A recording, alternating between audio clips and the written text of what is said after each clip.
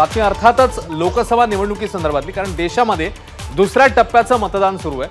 दुसऱ्या टप्प्यामध्ये देशात दुपारी 3 वाजेपर्यंत 54.67% इतकी टक्केवारी समोर आली आहे। मतदान पार पडले आहे। सर्वात कमी मतदान हे महाराष्ट्रामध्ये, तर सर्वात जास्त मतदान देशामध्ये त्रिपुरात झालंय। दुपारी 3 वाजेपर्यंत राज्यातली एकूण टक्केवारी समोर आली आहे 43.01। दुपारी 1 वाजेपर्यंत अवघं 31% मतदान झालेलं होतं। मात्र दुपारी तापमान वाढूनही मतदानात 1 ते 3 दरम्यान भर पडल्याचं चित्र पाहायला मिळालं। वर्ध्यामध्ये सर्वाधिक म्हणजे 49% मतदानाची नोंद झालेली आहे।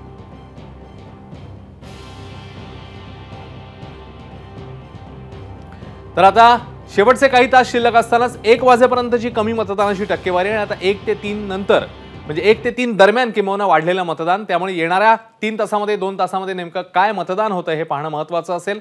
अनेक महत्त्वाच्या जागा आहेत, अनेक मोठे उमेदवार इकडे उभे आहेत आणि एकूण 8 जागा आहेत जिकडे आज मतदान होतंय। टक्केवारी नेमकी 3 वाजेपर्यंतची समोर आलेली आहे, आपण पाहूया।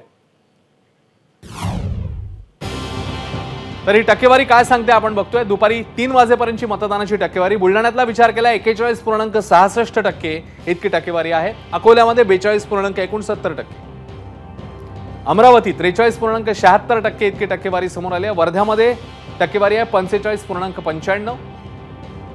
यवतमाळ वाशिम बहुचर्चित मतदारसंघ, कारण भावना गवळी यांना उमेदवारी न मिळाल्यामुळे चर्चित राहिलेला हा मतदारसंघ 42.55% इकडे मतदान टक्केवारी 3 वाजेपर्यंतची आहे। हिंगोलीमध्ये 40.50%, पुन्हा एकदा चर्चेतला मतदारसंघ। हेमंत पाटील यांना इकडे उमेदवारी संदर्भातली चर्चा जी पाहायला मिळालेली होती, तर अशी ही टक्केवारी आजची। नांदेडमध्ये 42.42% मतदान सध्या 3 वाजेपर्यंत।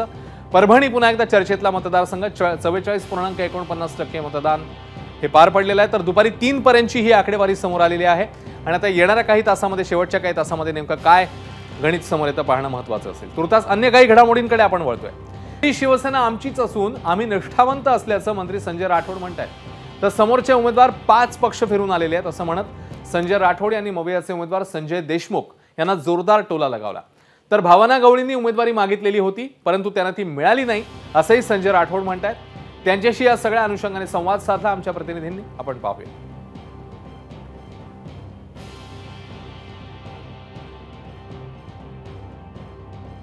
आपल्यासोबत यवतमाळचे पालकमंत्री संजय राठोड आहेत। संजयजी, आज मतदान होत आहे आणि फार प्रतिष्ठेचा मतदारसंघ आहे। शिवसेनेचा बालेकिल्ला आहे, मात्र 2 शिवसेना समोरासमोर आहे। खरी शिवसेना ही आमची आहे। वंदनीय बाळासाहेबांच्या विचारांनी काम करणारे आम्ही सैनिक आहे आणि म्हणून लोकांना हे माहीत आहे की निष्ठावान कोण आणि खरे शिवसैनिक कोण आणि गद्दार कोण, आणि म्हणून हेच आम्हाला सांगायची गरज नाही।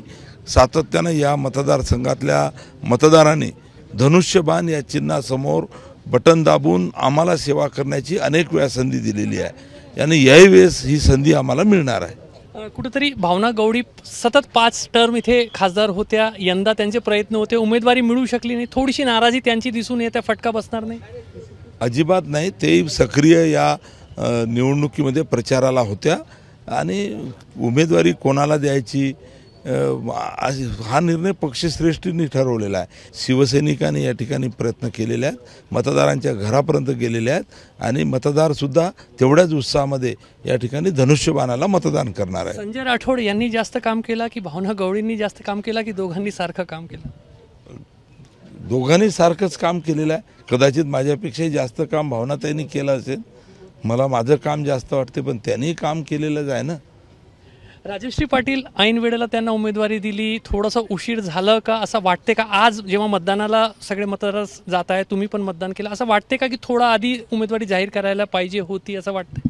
अजिबात नाही, कारण राजश्रीताई मल्ले पाटील ही आमच्या जिल्ह्यातली मुलगी आहे, आमची बहीण आहे। सातत्याने या मतदारसंघामध्ये त्या संपर्कात होत्या, याच मतदारसंघातलं त्यांचं घर आहे आणि याच्यापूर्वी अनेक कार्यक्रमामध्ये त्या येऊन शिवसैनिकाशी, लोकांशी त्यांनी संवाद साधलेला आहे आणि गोदावरी अर्बन बँकेच्या माध्यमातून त्यांचा प्रचंड जनसंपर्क आहे। त्याच्यामुळे त्या दूरच्या नाही, बाहेरच्या नाही, त्या आमच्या आहे आणि त्या निवडून येणार आहे। तर मतदारांचा पाठिंबा आम्हाला मिळेल, आम्ही खरी शिवसेना असा दावा संजय राठोड करतात। कॅमेरामॅन अतुल हिडेसह रजत वशिष्ठ, एबीपी माझा, दारव्हा। एबीपी माझा, उघडा डोळे बघा नीट।